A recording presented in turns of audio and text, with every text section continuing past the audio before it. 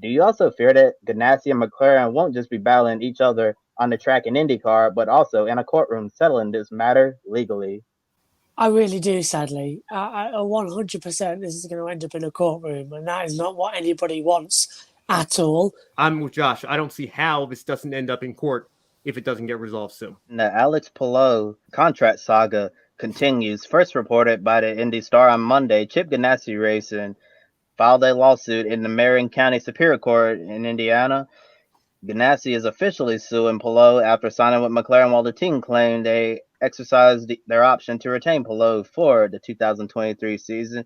And courtesy of Adam Stern from the Sports Business Journal, here's the official statement from Chip Ganassi Racing. They said that Alex Palou is under contract with Chip Ganassi Racing through the end of the 2023 season. He is a valued member of our team, and we will continue to support him in chasing wins, podiums, and IndyCar championships.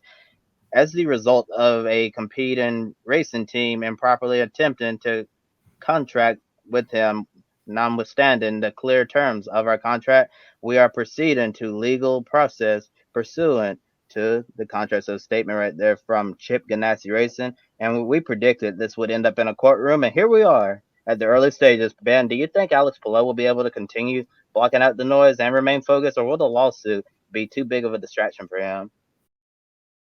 Well, first, I've got to give Josh credit because he called it as well on this show. I mean, was it just last week? I mean, everything has happened so fast here. It's been a crazy couple of weeks here in the racing world. But he said that this was probably going to end up in court. And look at this. Here we are. Chip Ganassi is suing Alex Palou.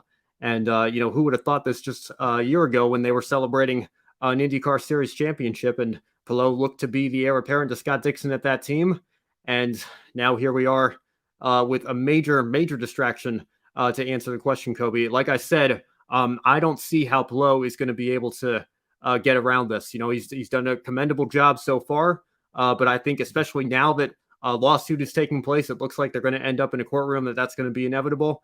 I think now that especially it's gotten to this point, it's just going to be too much. I mean, how awkward is this? Palou has to go out and drive this weekend for a team that just announced that they are suing him for a breach of contract because they think they have him under contract for next year. And then I don't know what happens if Ganassi wins this lawsuit. Do they have, I mean, they're going to keep Palou in that car for 2023. How awkward is that going to be, employing a driver that clearly wanted out, that you sued to keep in your car, and he's stuck with you for the next season and a half? I mean, what is that going to do to Palou's confidence? And, is he even going to be motivated to want to try to perform well for a team that's literally suing him for what's going on here with McLaren? So it's an incredibly awkward situation at best.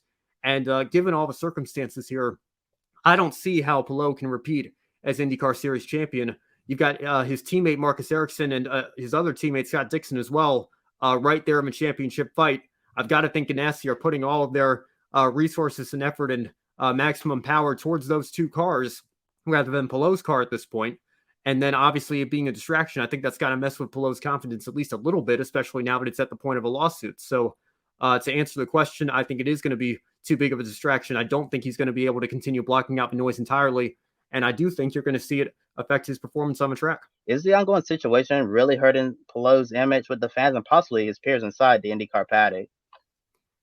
Unfortunately, I think it is, Kobe. And, there's something else. I don't know if we brought it up on the grid shows just yet here, but there was something that came out again last week regarding Alex Palou on social media. There was a very strange YouTube channel that was discovered. It had 150,000 subscribers, which for a driver of Alex Palou's following, obviously being a series champion with fans internationally, him being from Spain and obviously racing here in America, you might think that might not be an unreasonable number if he had this channel for a while now. But it was very strange. The channel only had 3 videos on it. They were all very recent. They all had, I think, under 1,000 views. So it wasn't getting much engagement, and you're wondering where these subscriber numbers were coming from. Somebody plugged the channel into the Wayback Machine, the Internet Archive, and it appeared that somebody had bought the channel off, basically, or at least edited it to look as if it came from Alex Palou and his management and his social media team, that they were inflating their numbers and could maybe pitch to sponsors that, hey, Alex has a channel with 150,000 subscribers and we could mention your names here, and it would be great for social media and brand engagement. So that was just another layer of this whole drama that's gone on with Palou, and obviously the whole situation with McLaren and Ganassi. And I've been thinking, even more about the situation since we were on air last week. Palou, as I mentioned, has been the best driver in that 10 car since Dario Franchitti. He just won a championship. Why on earth would he want to leave a situation that had just gotten him a championship, that had very nearly gotten him an Indy 500? I think a lot of people forget that. He was right there in that battle with Elio Castroneves last year at the 500 for a team that is unequivocally one of the top teams in the IndyCar Series, 3 of the last 4 series championships. Why would he leave that to go to McLaren, who are, obviously making some noise in the IndyCar Series, but haven't been back for as long?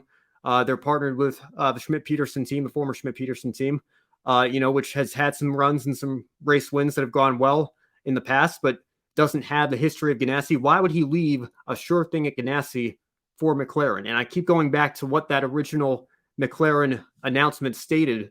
It didn't make clear which series they had signed Palou to. Alexander Rossi's statement made it clear he's with Aero McLaren SP. He's going to be an IndyCar driver.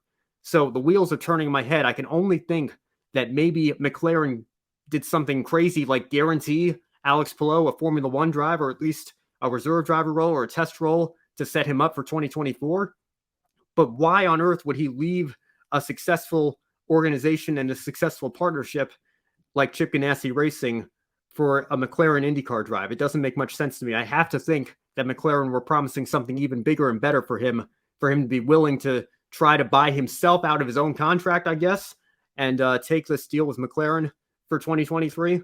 But it is an absolutely incredibly messy situation.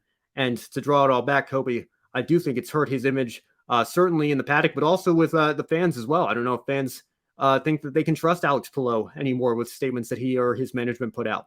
Yeah, my thinking is along the same lines as you, Ben. The only reason I think Alex Palou, risks ruining his reputation in IndyCar and potentially torpedoing his IndyCar career is for Formula One. This is really the only reason I could see a driver leaving such a really comfortable, good situation. Like you were saying, Alex Palou's been the best driver of the 10 car since Dario Franchitti was in that ride. And I can argue, Tony Kanaan had a couple of good seasons in that car, but not to the level of Dario Franchitti.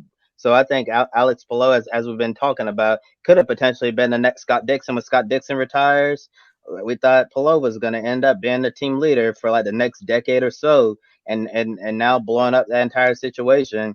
It's certainly really troublesome to see this happen. Like we were saying, it's going to be hard for a lot of the IndyCar fans to trust Alex Palou, because I know a lot of IndyCar fans, they really want to see a driver who's committed to their series, a driver who wants to be there, not just using these series as a stopgap, and so you can be here for the time being and then go on to something else. And that's why I think the only reason why Alex Palou, I get some people that call this the nuclear option, like blowing something up. The only thing I can think of is that maybe McLaren said, Alex, you're gonna replace Daniel Ricciardo next year alongside Lando Norris and a McLaren Formula One program. That's really the only realistic thing that I can think of. Palou making such a decision to get in a messy dispute right here with Ganassi and McLaren. And it's so unfortunate because so many people have had nothing but good things to say about Alex Palou. That they said he's such a nice guy, great person to talk to and be around. And now seeing all of this going on, and how how this situation has really become public, obviously seeing how messy it is, not really sure if he's getting the proper advice. It's just super unfortunate that this thing has happened overall.